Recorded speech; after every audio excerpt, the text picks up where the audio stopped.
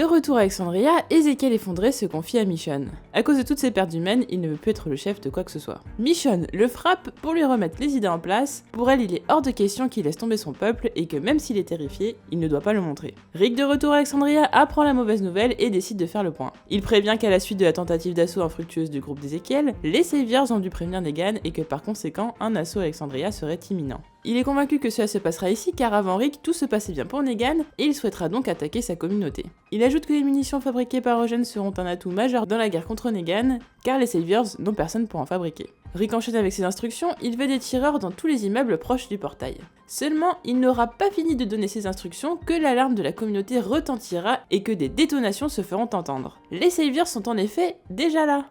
Negan devant le portail tient à la main une grenade. Il hurle à Rick de sortir, qu'il veut juste lui parler et qu'il y a encore un énorme stock de grenades là où il les a trouvées.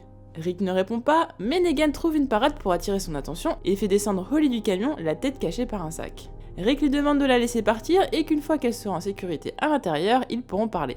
Negan la laisse donc partir et Rick lui fait suivre le son de sa voix pour qu'elle puisse se diriger vers lui. Denise récupère Holly et lui enlève aussitôt le sac de la tête. Ce qui s'avérera une très mauvaise idée puisque Holly s'est transformée. Negan s'est en fait servi d'Holly pour créer une diversion et avait pris soin de la tuer avant. Celle-ci mord Denise au bras, Rick accourt vers elle mais au même moment une grenade explose et emporte la jambe de Eve. Negan lance à Rick qu'il a bien mérité ce qui arrive et que cela aurait pu être évité s'il avait suivi les règles. Il ordonne ensuite aux Saviors de bombarder Alexandria de grenades jusqu'à qu'il n'y ait plus personne en vie. Il souhaite tout brûler. Negan semble prendre du plaisir à jeter des grenades tandis que Rick et Denise s'inquiètent du sort de Eve.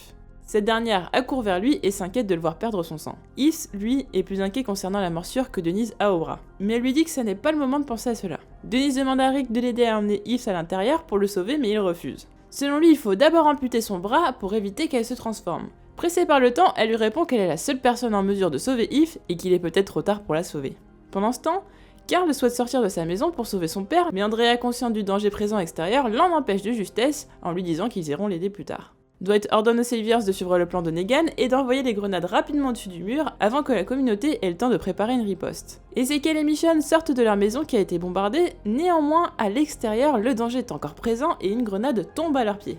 Ezekiel a juste le temps de pousser Michonne pour éviter que tous les deux soient blessés. Il lui ordonne de rester au sol, mais Michonne refuse, il faut à tout prix qu'ils aillent sortir les habitants de leur maison pour qu'ils ne finissent pas brûlés vifs.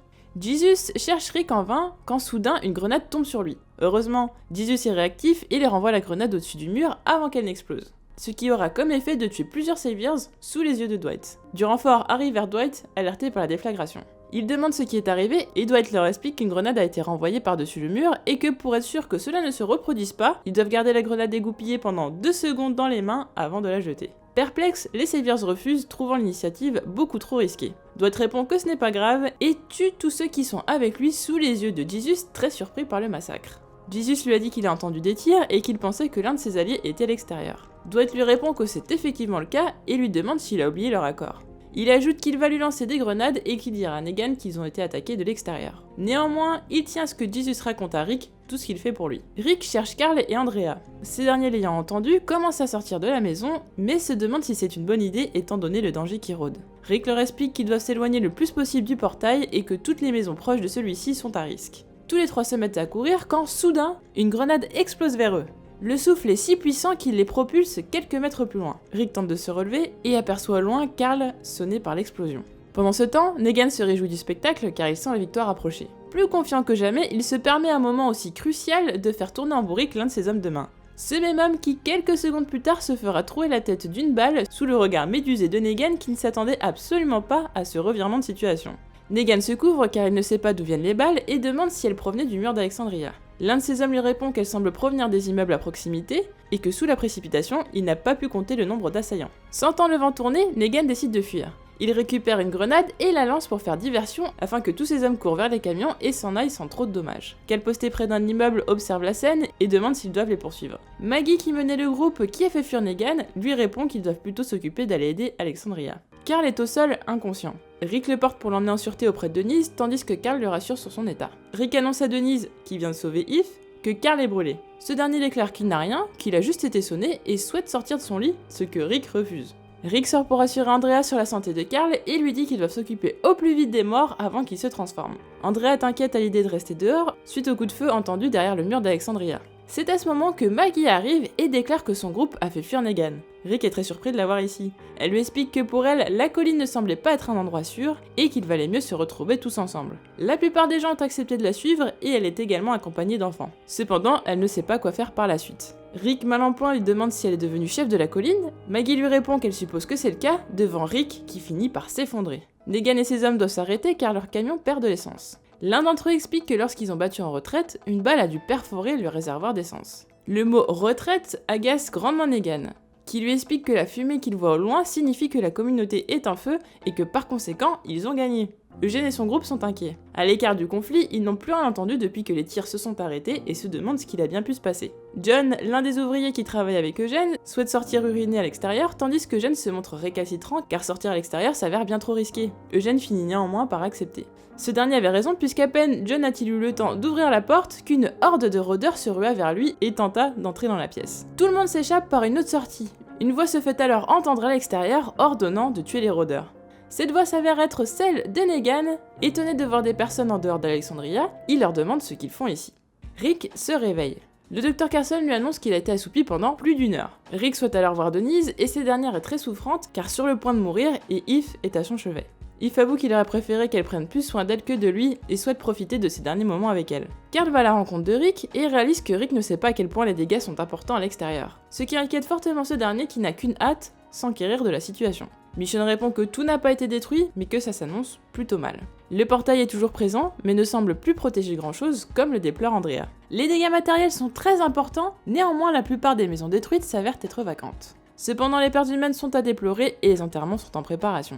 Rick est en proie au remords et il se demande si tout ce qui est arrivé est de sa faute. Andrea lui explique que tout cela était nécessaire et qu'il doit rester concentré sur sa tâche. Nicolas arrive vers Rick et lui annonce qu'il a perdu sa maison et que par conséquent, il doit penser à sa famille et les mettre en sécurité à la colline. Rick acquiesce et annonce que tout Alexandria se rendra à la colline. Rick essaye de convaincre Ezekiel de continuer à se battre, ce dernier est encore plus abattu suite à l'attaque de Negan car il a aperçu de nouveau des gens mourir. Rick lui demande de faire venir tout le royaume à la colline et Michonne lui promet qu'elle va tenter de le raisonner. Les mauvaises nouvelles arrivent vite puisque Jesus accourt en annonçant à Rick que Jen et son groupe ont été capturés par Negan. Rick explique qu'ils ne peuvent pas envoyer une équipe pour aller les chercher et qu'étant des otages de valeur, Negan ne les tuera pas. If fait des adieux émouvants à Denise qui meurt plus vite qu'il ne s'y attendait. N'ayant pas la force de l'achever, Michonne se propose de le faire à sa place. À peine tout le monde aura-t-il eu le temps de se recueillir sur la tombe des personnes qui ont succombé à l'attaque de Negan qu'il est temps de partir. Avant de monter dans le bus, Rick lance un dernier regard à Alexandria qu'il laisse dans un état de ruine. Negan interroge Eugène. Il lui explique qu'ils ont récupéré le stock de munitions qu'il avait préparé et qu'il sait qu'il est en mesure d'en fabriquer de nouveau pour lui, ce que Eugène refuse. Negan le menace. Si Eugène n'exécute pas ses ordres, il tuera ses amis, le brûlera au fer et lui coupera les parties génitales. Negan ajoute qu'il préférait éviter et qu'il serait beaucoup plus simple que Eugène accepte le deal. Néanmoins, il est prêt à faire ce qu'il faut si Eugène s'entête à ne pas vouloir coopérer. Eugène ne se laisse pas impressionner et déclare que Rick se bat pour construire un monde meilleur et que même Negan pourrait en faire partie. Il ajoute que peu importe ce que ça lui coûtera, il n'aidera pas Negan.